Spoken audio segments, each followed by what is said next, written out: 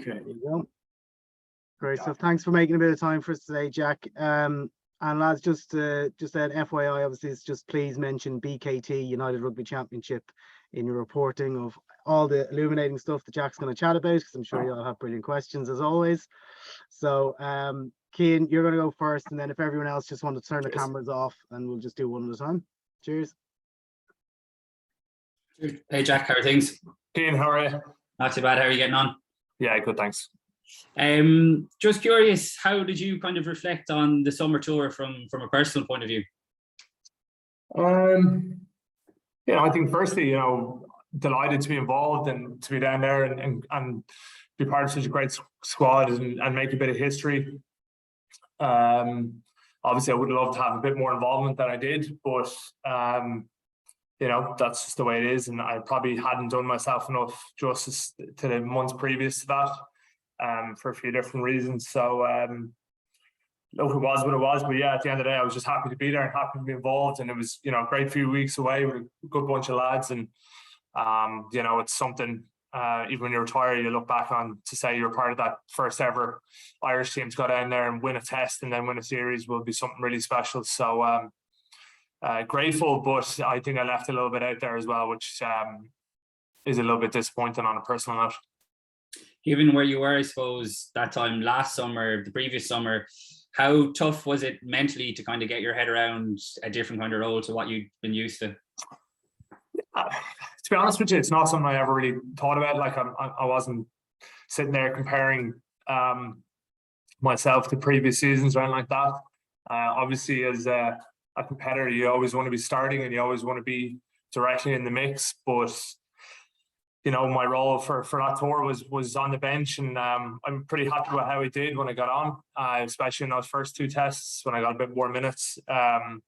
So I think I added a good bit when I got my opportunity, but the lads went well and they got the job done as well. So I also see it from that point of view. So yeah, I didn't really compare it to previous years, and you just kind of take it week by week.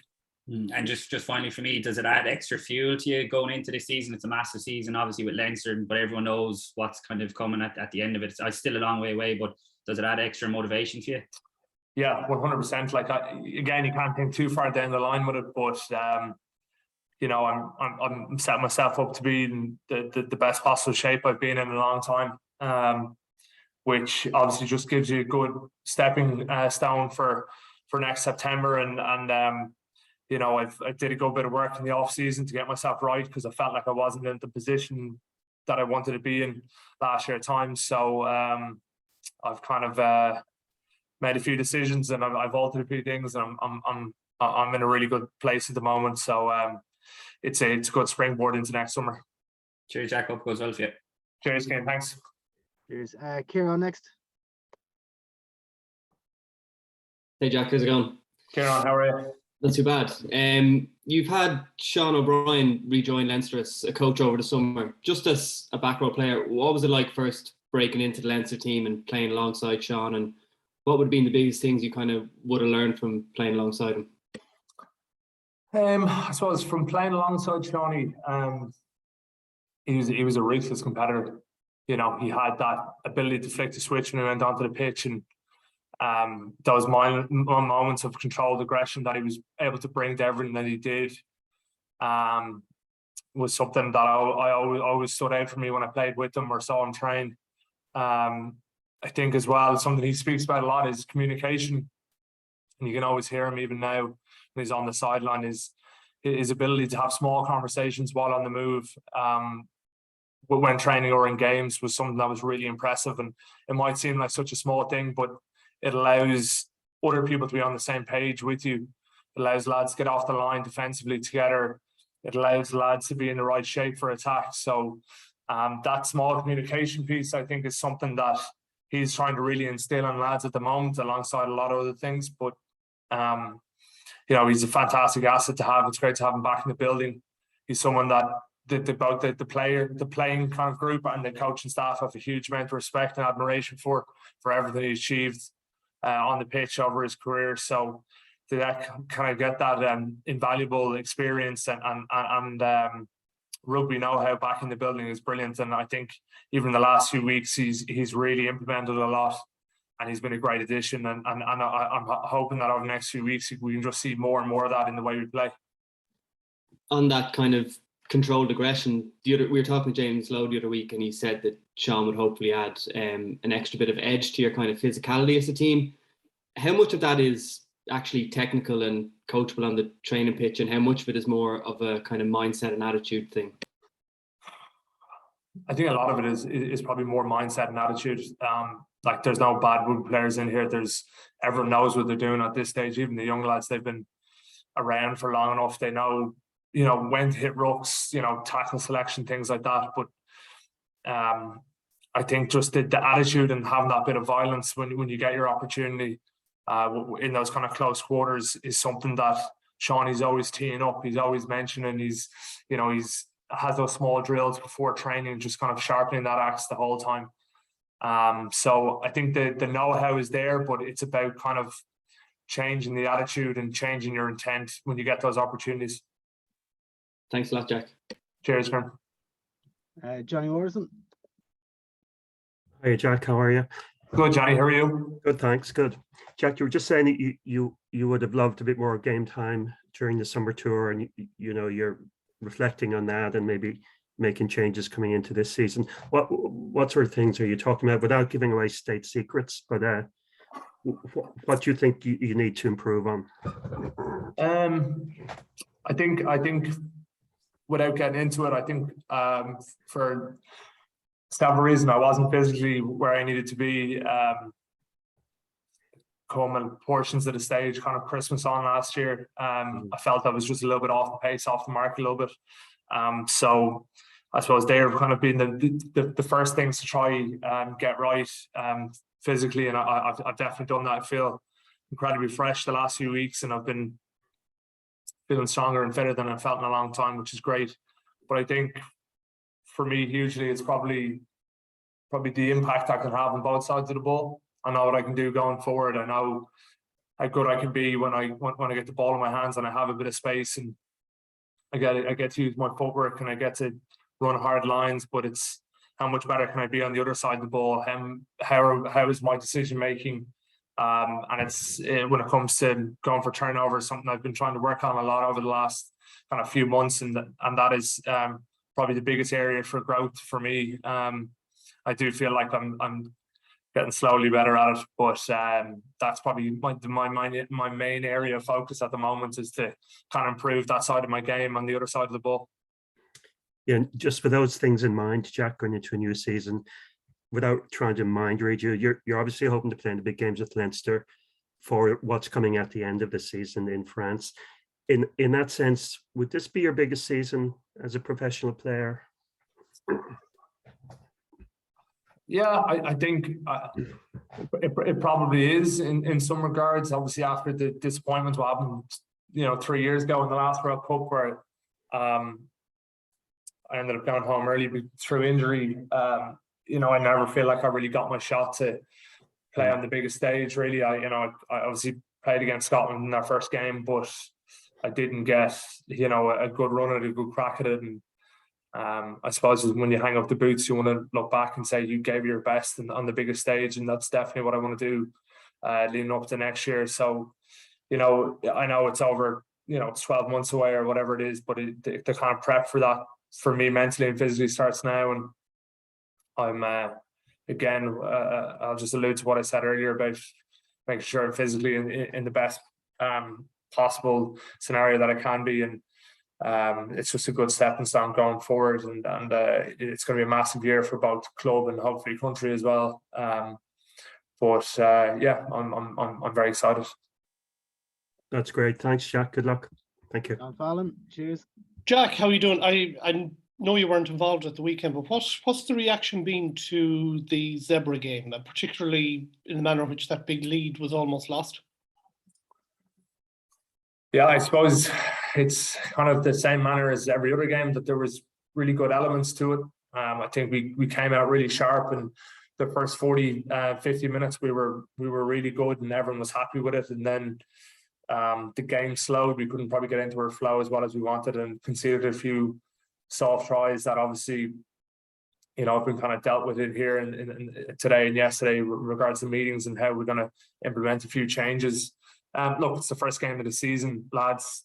It was some lads' first game back. Obviously, we played one preseason game, but you know, it's not a whole lot in comparison to some other teams. So, and again, that was 2-3 weeks ago. So there's always going to be areas to improve. There's always going to be a kind of learning curve element to it, and getting back into the flow of things. So even though we weren't at our best, we started off well, and there were some really good things to take. I think defensively was probably the main area we were disappointed in. You know, in attack, anytime we got into the 22, we came away with points, which is great. We just fell off a few tackles that we shouldn't have, and a bit of that is not playing games, and a bit of that is getting that mindset and the attitude right. And it's definitely something we're putting a huge focus on this week, especially with Treviso coming to ODS on Friday night. We know how physical and direct they can be, so there won't be that opportunity to slip off tackles again and get away with it, because they're a very good side. So yeah, it's definitely going to be a big challenge for us now come Friday. Yeah, and notwithstanding Glasgow had a poor preparation, but Benetton will come here, or will come to Dublin or whatever, a lot of confidence. That was a pretty impressive opening win for them. Absolutely, and look, they've gone from probably being underdogs, you know, years previously, you know, kind of just growing as a club, but they've really arrived, and they've got some fantastic talent, especially in the back row. Just speaking from my kind of own corner of the world. So yeah, they're not underdogs anymore. They're a quality side. They're really well coached. They're incredibly physical. They've got a big pack. And the ability to exploit spaces out wide as well with the likes of Rhino Smith and players of his caliber. So they're definitely a team that has gained a lot of experiences and come really good in the last kind of 12 months. Thanks, Jack. Thank you. Cheers, John. Cheers, Nick. Thanks, Adam. Hi, Jack. How are you? Nick, how are you? Good, buddy. Just in terms of, obviously every rugby player has disappointments. Who do you turn to in those situations to kind of get you over the hump and back? There's probably a long list of people, to be honest with you. Obviously, at first it starts at home. My partner Ali, fortunately, she probably sees me on my worst days when things aren't going well, and she's always there, support me and help me vent at times, which is great. And then obviously the support we have in here as well is such a close-knit group of lads of few of my closest mates in the world are in this building. So whether it's, you know, in between weights and lunch, getting out for a coffee and just kind of chatting through things and kind of just getting some stuff off your chest, it goes a long way to kind of clearing the head. And for quiet moments of reflection, there's my dog that needs about 10 walks a day, so he's always dragged out with myself and Ali, or just myself, to kind of just help clear the head. And have you had any chats with Declan Darcy yet at all? Nothing too formal on my behalf. I know he's kind of slowly checking in with different lads at different stages, but he's you can definitely feel his presence, and I know a few lads have gotten a lot out of the conversations they've had with him already, and I think he's just kind of slowly making his way around and kind of picking lads off and having conversations with. So I'm sure it's coming down the line for me. Stuart seems to be a guy as well that a lot of lads turn to after tours and stuff for, I don't know, debriefs and kind of what's next in terms of what can be improved or whatever. Is he someone you've talked to as well? Yeah, absolutely. The first day I was in, you know, we got 5 weeks off, but I came in after about 3 weeks and just had to look after myself a bit more and do a bit of extra rehab and things like that when I was off. But you know, the second he sees, he's like grabbing you for a quick chat, and you go through the whole tour. You give your perspective, he gives his, and you know, you give him a few goals for the year coming up, and what areas do you think you did well and areas you can improve on. So no, he's very quick to kind of get that debrief done when lads come back in from tours or any kind of time away, autumn international, things like that. He's always eager to learn and take different bits from different environments and try and implement them here if he feels like it's a good fit. So he's always hungry to learn and implement new skills. just last one for me, Jack. Just in terms of, I mean, being at that elite level, I mean, you do have to be so mentally resilient, do you? Because I would, you know, 1 month you're top of the world, your first choice, whatever. Second, you are in that new role, or you're obviously a role you've had before in the past, but you know you have to get used to it again. I mean, is that tough, or is that just something you're used to at this stage? It's just, I suppose it's just part of it, isn't it? Like it's constant ups and downs and highs and lows of it all. It's never plain sailing. It's never just a straight path. You can't always foresee all the kind of junctions in the road and the the obstacles in your way. So look, you have to embrace them and make the most of them when you can. I know when we went down to New Zealand and I was kind of utilizing that bench, I was like, right, it is what it is. There's no point sulking about it. I'm happy to be involved. I want to add to the environment. I want to add to the lads. I want to bring energy off the bench. I want to come in, make an impact, and do everything I can to show, look, I should be starting, or I'm not here feeling sorry for myself. I want to work hard. I want to dig in and do my best and help out the lads that are starting, and that's just all part of it, really. And it's an ever-changing landscape.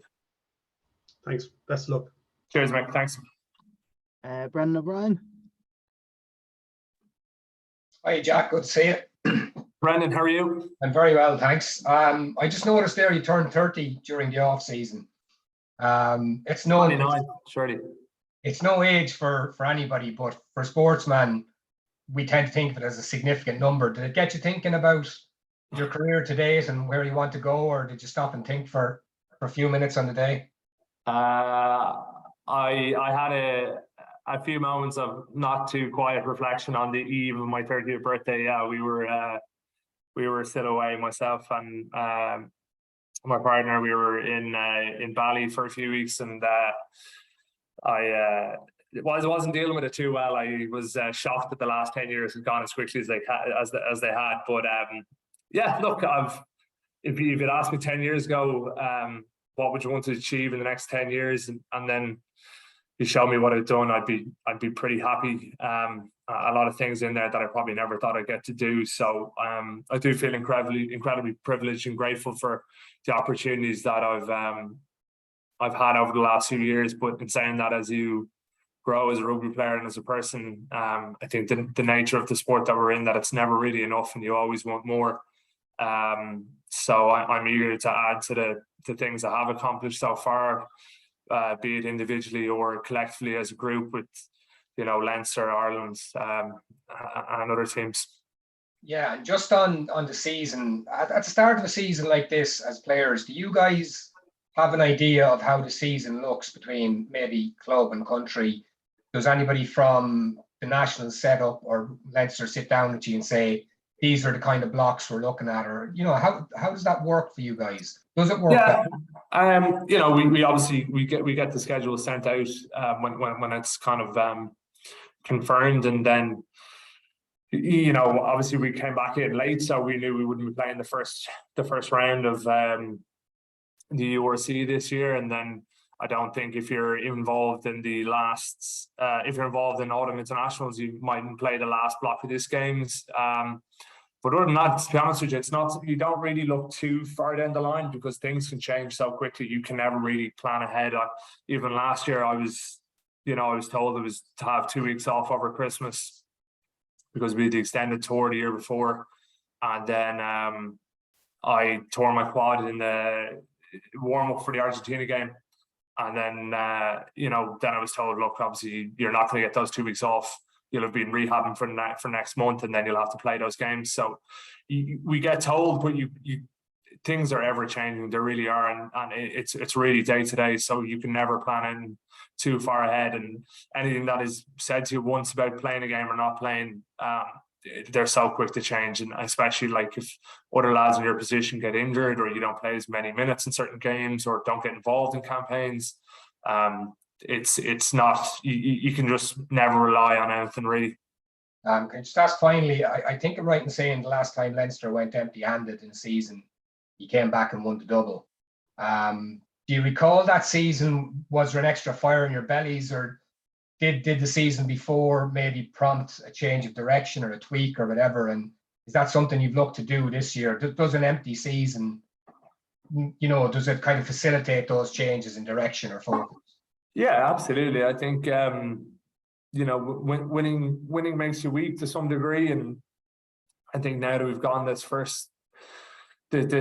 last season without a win in the first kind of since 2017, so 4 or 5 odd years, that bit of despair drives the desire massively for lads. And referring back to 2017, when we came back in after that season, we sat down, we spoke about it. It was the almost year. We almost made a final in Europe. We almost made a final in the competition, the URC or whatever it was previously.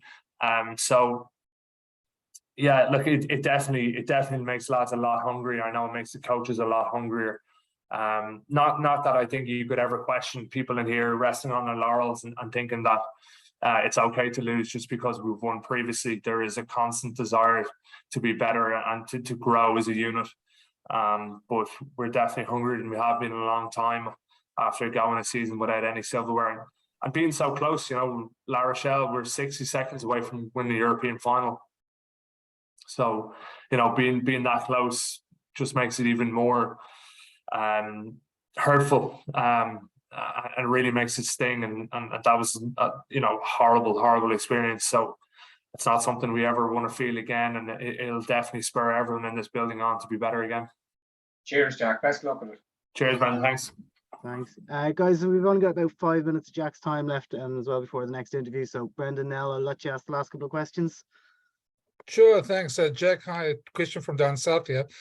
Just 2 quick questions. One, just how's your guys' approach changed with the South African team's success and obviously the challenges that they bring, and you've toured the Republic a couple of times. Just on that, and then secondly, just the physicality that obviously the South African teams bring to every game. Do you think that long term and next year for the World Cup, that's been a very positive influence for Ireland? Yeah, I suppose I could probably answer both your questions in one there, really. I think the biggest change from the addition of the South African teams is that physicality. Because it's not just in the pack, to have it all across the back line. They're so incredibly physical, and not that the other teams aren't, but they just add a different level of physicality compared to any other side, really, which I think is brilliant for us to grow and to create new systems and structures to deal with that physicality. And it's a great learning curve. It's a great platform to build off, especially, we've obviously South Africa in the autumn internationals. So it's good to just have an experience of that. It's played against South African teams, and there's a lot more. There's a lot more to South African teams than just physicality, but it is something they revert to time and time again. And I know, obviously, over the years here in Leinster, it's probably been our downfall at times that we haven't dealt with really physical teams as well as we could have. And again, it's one of those learning process for us that it's something we're always trying to challenge and always trying to be better at. And playing against teams like that, you get that opportunity to be better at it. Thanks. Brilliant stuff. Jack, thank you for your time. Cheers, Marcus, for arranging, and for everybody else for tomorrow's editions. So nothing before that, please. Jack, thanks very much. Cheers, lads. Thanks a million. Have a good day. All the best. Bye. Thanks a lot. No problem.